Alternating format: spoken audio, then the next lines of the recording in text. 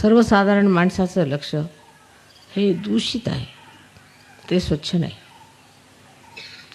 त्याबद्दल ख्रिस्ताने सांगितलं आहे की तुमच्या डोळ्यामध्ये कोणताही दूषितपणा नसला पाहिजे.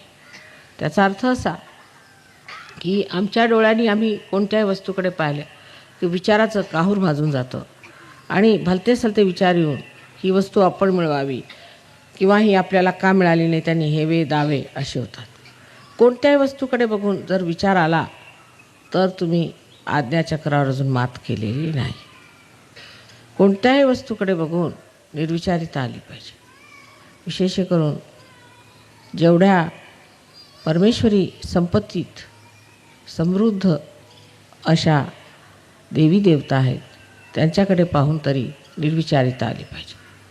निर्विचारिता आली तर दूषितपणा येणार नाही, कारण मनाला दूषित करणारे विचारच येणार नाहीत. मग दूषितपणा कसा येईल?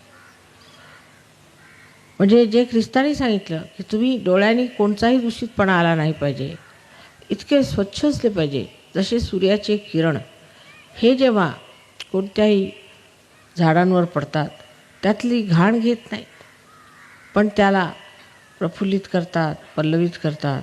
इतकंच नव्हे पण त्याच्यामध्ये शक्ती देतात. तसेच एका सहयोगाच्या डोळ्यामध्ये तेज असायला पाहिजे की जे या सर्व जगामध्ये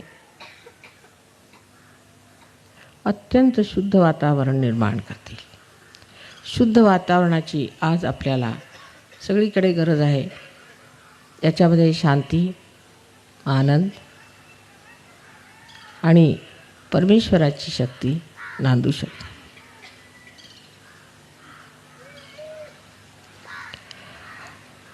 नुसतं श्री गणेशाला भजून होत नाही, आपल्यामध्ये श्री गणेश जागृत झाला पाहिजे. त्याचा महागणेश झाला पाहिजे. महागणेश झाल्यानंतरच आपल्या देशाचं व आपल्या देशाच्या कारणाने इतर देशांचे भले होणार आहे. आपणच दुसऱ्यांचं पुढारी पण करणार आहोत अशी दशा आहे. पण जर आपण हातामध्ये ही जबाबदारी घेतली नाही तर ह्या संबंध विश्वाचं काय होईल ते मला सांगता येत नाही.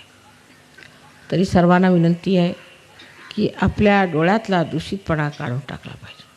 त्यासाठी आपल्याकडे सहयोगामध्ये मंत्र निर्विचारच आहे. विचारच येऊ द्यायचा नाही. कोणत्या गोष्टीकडे बघून जर विचार आला तर नेती नेती वचन आहे, काय हे नाही हे नाही हे नाही म्हणत जायचं किंवा क्षमा केली असं म्हणत गेलं की तो विचार नष्ट होतो आणि निर्विचारिता एकदा आली म्हणजे दूषितपणा येण्याचा मार्गच खुंटतो.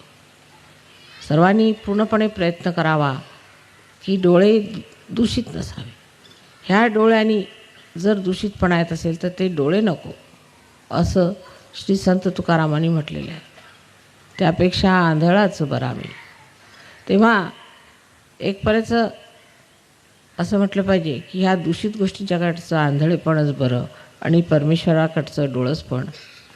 ह्या दोन्ही गोष्टींची जेव्हा सांगड बरोबर बसेल तेव्हा असं म्हणता येईल की सहयोगी आता गुरुपदाला गेलेले आहेत. माझा तुम्हा सर्वांना पूर्ण आशीर्वाद आहे की आज ह्या पुण्याला जे महागणपतीचे स्थान आहे त्याच्या विशेष कृपेने तुम्हा सर्वांना लवकरच गुरुपद मिळावे.